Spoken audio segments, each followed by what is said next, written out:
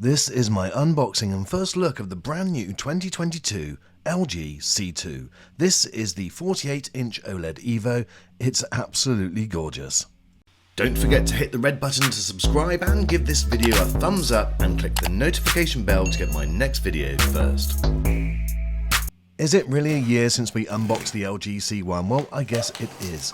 Now, this is the LG C2, it's the OLED EVO panel, and we paid full retail value for this. This video is not being sponsored by anyone, so give us a thumbs up for a completely independent, and all the thoughts are my own. Right, in the box you get all of the usual gubbins. In fact, with the 48-inch model, it is very similar to the LG C1. Now, there are different models available.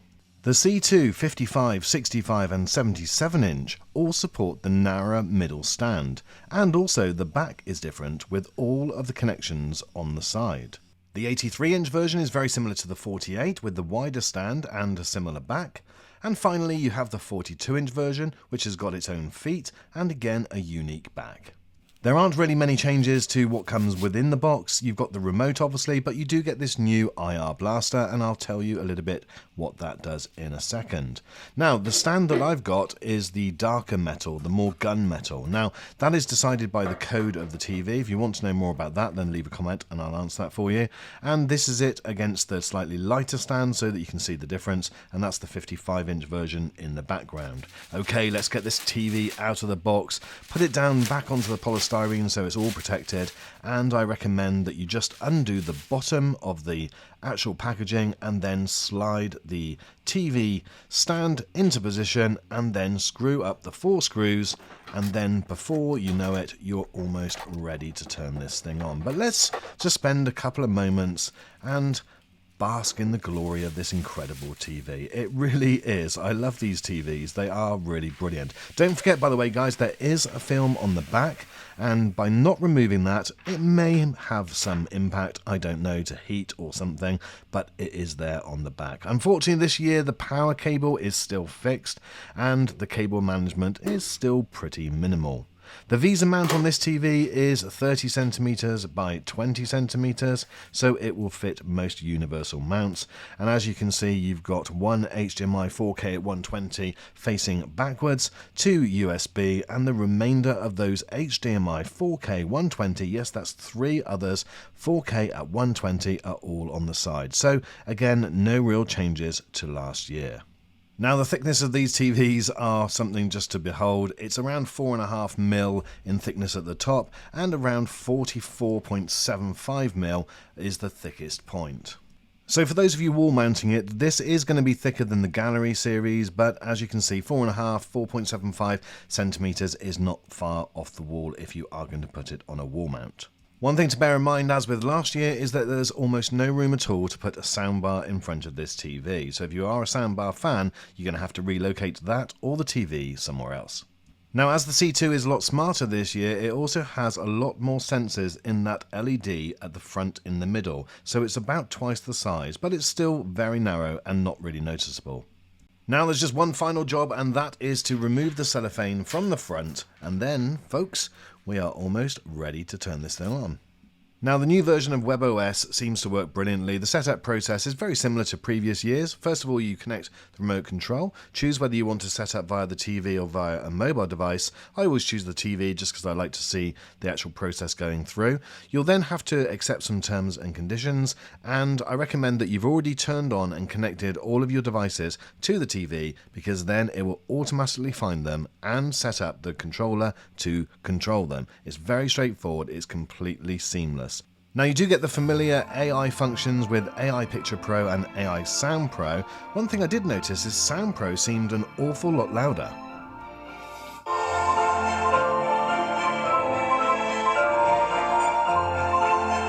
So that is based on LG's virtual surround sound, which I will test and see whether it is any better. It certainly sounded louder, not necessarily sure whether it was better. Now you get to the option which is always ready, and this is where it will always listen out for a command. This is great for turning the TV on when it's off, for instance, but I'll show you that in a few moments. So that's it, you're then set up and you're ready to go. One thing to bear in mind is that it will start automatically in eco mode, and that is definitely going to be something that you'll want to change. Everything just seemed a little bit blue in that mode, but I'll go through a few of those settings in just a second. Now if you want, you can go straight into retail mode. There are a few new retail demos there. Now they don't tend to give you the best idea of how accurate the TV is going to be. They tend to be a little bit oversaturated, and they pump it into vivid mode, which gives you an almost unrealistic expectation. But if you want to show off to your mates, then I don't call it retail mode, I call it show off mode, because I truly think that you only ever put it in that mode when you're showing off to mates or family. But I am going to be honest with you, I think I can tell it's brighter. Definitely I can see that this C2 is brighter. So I'll run some tests obviously and show you and give you my results when I'm testing it after I've calibrated it and give you those figures, but it definitely does feel brighter than what the C1 is. Now to give you an idea of what standard definition looks like on this TV, this is it, and I think it definitely is an improvement. That extra power of that processor definitely is having an effect with the upscaling, because this is the HD version, and as you can see, the difference between the two, yes there is a difference, but it's not huge.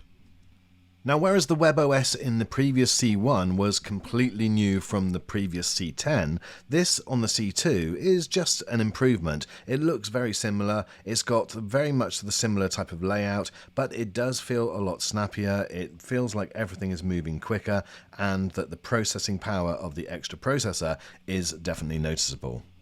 Now let me give you a little teaser of what playing PlayStation 5 on this looks like, and believe me, it is bloody awesome. Now what's really interesting is I've only had Gran Turismo for a few days, and I've only played it previously to today on a projector, and I was testing a projector and it was brilliant. It was 100 inches, it was on the screen behind this TV, and it was massive. And what I noticed straight away is coming back to an OLED with the PS5 on a game like Gran Turismo is just super awesome. And the only thing that this OLED is not producing is the same type of screen size enjoyment. It is absolutely just incredible looking at this. The graphics, just everything about it is insanely good. Now I'm going to be releasing a video with the main changes of the best things or the main features that are different from the C1. Now one of those I just wanted to show you is picture in picture. Now it doesn't matter whether you do it from the main menu settings, or in fact you can do it from the game optimizer settings when you're on the PS5 for instance, but it gives you the option either side by side or PIP. Now one thing that isn't great at the moment, I'll go into more detail about this when I show you in that next video, is how limited the options are for what you can display picture in picture. So I couldn't see a way of having the TV, for instance, my Sky and the PS5, or the PS5 and any app. I could just see screen share, which I couldn't get to work with my iOS device, but I'll go into more detail and show you around that, and I'll do a little bit of research, and if any of you guys know, let me know in the comments. But that is one great feature which could be brilliant if they just upgrade it a little bit. Again, another new feature which I'll show you in more detail in the next video is the Always Ready, and this is where you can speak to the TV, get it to change channel, turn on, turn off, and it looks pretty good. Your TV will now switch to Sky News program. Here are the search results including Sky News. Select the program you want. But you have to stress as well, there are other... Turn the TV off. Now again, if you've got the always on feature, when you turn the TV off, you'll notice that rather than going red, the little LED stays white, and that's to show you that it is listening, so you can then turn it on. Turn the TV on.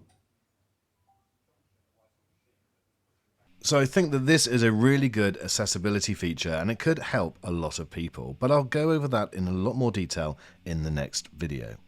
So there you go, my friends, that's my first look and unboxing of the new LG 2022 EVO OLED TV, and it is looking pretty good. I'm really excited about this TV. I've got loads more videos coming, so make sure you hit the red button to subscribe. Thank you so much for watching this video, and please do leave a comment and let me know what you want to know about this TV, and I'll do my best to answer it for you. Thanks again, my friends. See you on the next.